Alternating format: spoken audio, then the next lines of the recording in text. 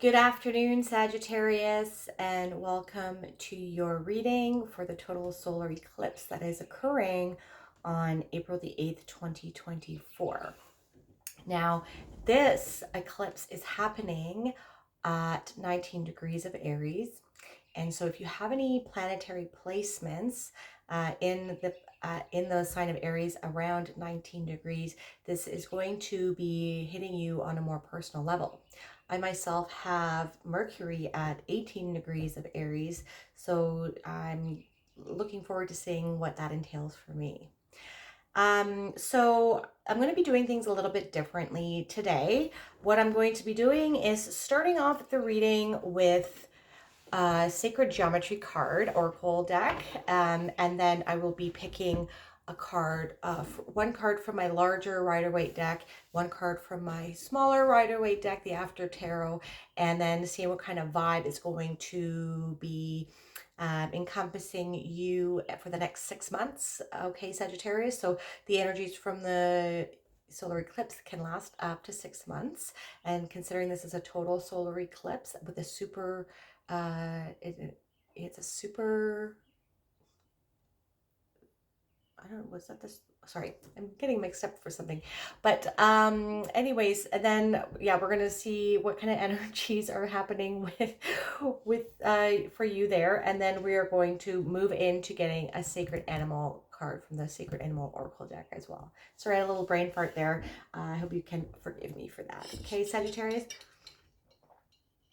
So why don't we start off? I have already cut the decks and I've shuffled them twice each. I utilized the numerology of the date of the solar eclipse. So it is April the 8th, 2024. I added all those numbers up and it comes to 20. And so I reduced it down to 2 because 2 plus 0 is 2. And then I shuffled them twice. Okay. Let's dive right in. So for our sacred geometry oracle card for you, Sagittarius, for the total solar eclipse, it is the owl and raven, yin and yang.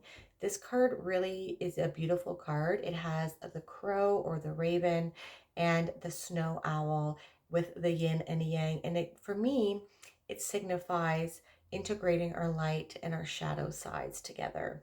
Okay, and or our masculine and feminine, the dark and the light, the good and the bad, quote unquote, right? So let me get my book here, and it is the number 7. So sevens can be a little bit of unstable, but that is why we're trying to get balanced, right? Why we are trying to get balanced with the yin and the yang. Okay, so I'm going to hold it here and I'm going to read from my book. Darkness and light, the union of opposites. Yin and yang are opposites in union, okay? Together they represent a balanced whole, each containing a piece of the other.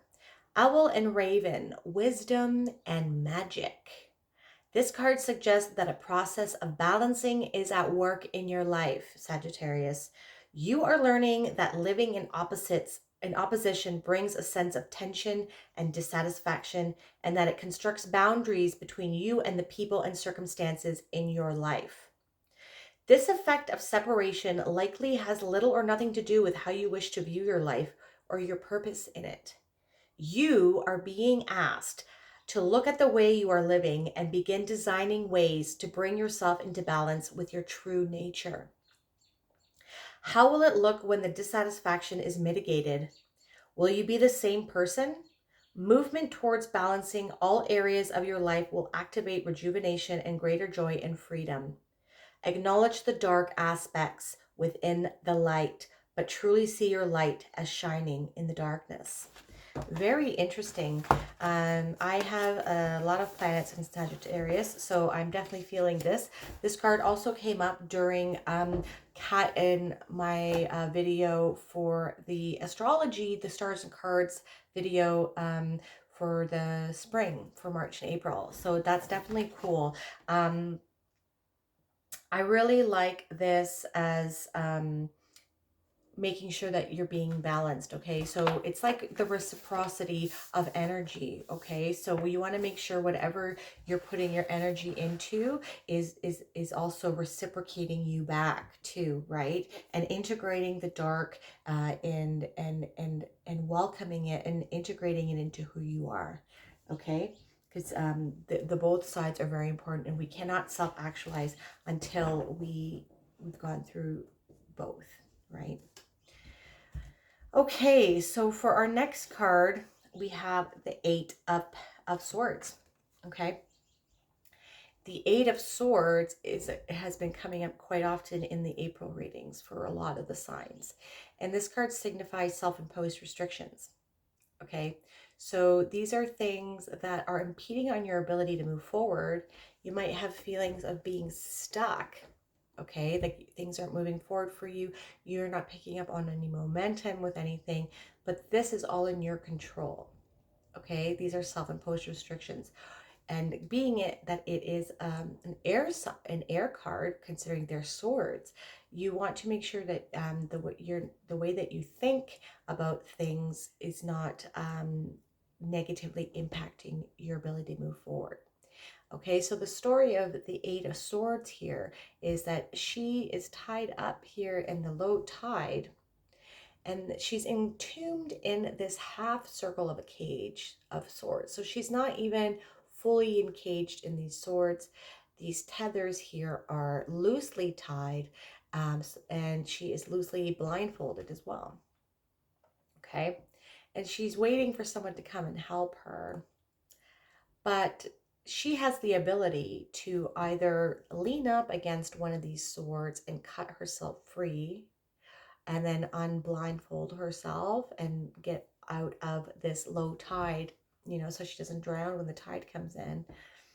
Or she can simply just break free from it because they're not tight. Okay, and this is the number 8 card too, so this can be the foundation of your success and moving forward and integrating the dark and the light together within yourself, or your shadow and your light, right, is all within your own power. So if there is anything that is lowering your frequency, lowering your vibration, like self-limiting thoughts, I can't do that, I'll never be able to do that, then you won't be able to do it. Words and thoughts are spells, and they create our reality.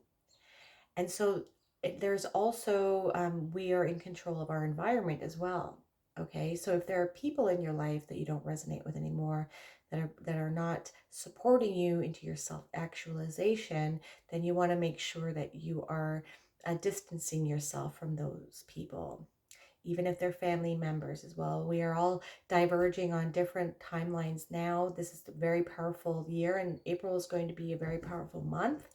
Not everyone is going with us in our elevation of consciousness. Okay. So be mindful of that anything that you find limiting and it's inhibiting your ability to move forward is in your control. Okay. Also, if there are bad habits or old things that you used to do that aren't resonating with you anymore, let them go. They're only holding you back, and they're keeping you from moving forward. They're keeping you stuck. Okay. So foods, habits like sleeping in, eating bad foods, drinking a lot, partying too much, not focusing on things that are helping you self-actualize, and even working at a job that you don't love, right? What is it that you do love? Let's try to focus on that and look forward to waking up in the morning, right? And with the Eight of Swords, we have the Hermit. So this goes along with what I've been saying. Anything that's not resonating with you need to go inside that cave, and you need to evaluate what is important in your life. What are your values? What do you hold dear to your heart? Okay, You need to have some time of being the hermit and having that introspection time. Disengage from the world, perhaps disengage from social media if it is impacting on your vibrational frequency and bringing you to a state of fear. Turn off the news. Just isolate yourself and try to figure out what it is that is important to you. And are you in alignment with those things? And does your external world, with your job, your friends, your hobbies, your projects, are they all in alignment with what your values are and who you are and who you are meant to be? We are all shedding our old selves. That this the snake, and I have the snake here, I have a snake here. We are all shedding our old skins and stepping into who we are truly meant to be. Okay. And so we need to start living our life of authenticity, but we won't be able to do that until we truly know who we are, because then we can stand with integrity behind that and not shy away from who we really are, no matter what people tell us or what people say to us, and if they disagree with us. We can shine our star, our inner light to the world and not be scared of repercussions. We can be proud of who we are, but you only can do that if you go inside and integrate and face your shadow. Okay? Facing your shadow. Okay? So you can let your star out, so you can let your light out. Okay? Very cool reading. And if you don't integrate your shadow, if you don't go inside, then you are not allowing yourself to become who you truly are. And you're self-imposing that instruction. It's not going to be anybody else's fault but your own. Okay. And last but not least, let's pull your sacred animal oracle deck card. Okay. All right, let's see what we got here for you, Sagittarius. We have the raccoon.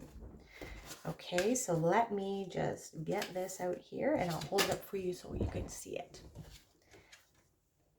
All right, they're so cute. So the raccoon, decide on what you really want. You have the ingenuity to claim it. Avoid being the trickster and practice integrity. What was I just saying? You have many roles and can juggle them all really well. Raccoons in nature are nature's problem solvers. They teach us that if one thing doesn't work, try something else. Their curiosity, dexterity, and intelligence help them discover new ways to live and to survive. Raccoons are able hunters and know how to provide. The parents are good teachers to their children. They are dexterous with their hands and very tidy and clean. If raccoon is your totem, you are clever, useful, fastidious, creative, and confident. You always find your way to your goal. You are playful and love the night. You can enjoy getting into a little trouble. The raccoon person wears many masks. Those with this totem may need to put on a new face to create greater success. Who are you really? Raccoon medicine can teach you to move with ease through your many roles in life, whether as an associate, parent, child, friend, or partner. Raccoon people are secret keepers and need to guard against the tendency to purposefully deceive. Raccoons can be tricky little bandits. If your creativity and thinking expands at night, you might be a nocturnal genius like a raccoon. You are playful, loving, and clever. Your gifts are many. Use them, be fearless, and go after what you really want. Now, on the contrary, this can be warning you against, have you changed the mask too many times and misplaced your true identity? That's what I've been talking about this whole reading. Have you been tempted to steal or deceive? Where's your integrity? Is someone tricking or stealing from you? And look out for deception and choose integrity. That is the meaning of the whole reading. Embracing your dark, embracing your light, embracing all the aspects of yourself, shedding your old self and the traumas that is entailed with that identity, and stepping into your true power, Sagittarius. I hope you enjoyed this reading. If you did, please like and subscribe to my channel. And you can definitely check out all of your other signs as well as your sun. If this is what your sun sign is, definitely check out your moon, your rising, and your Venus as well. See you on the other side. Have a great solar eclipse.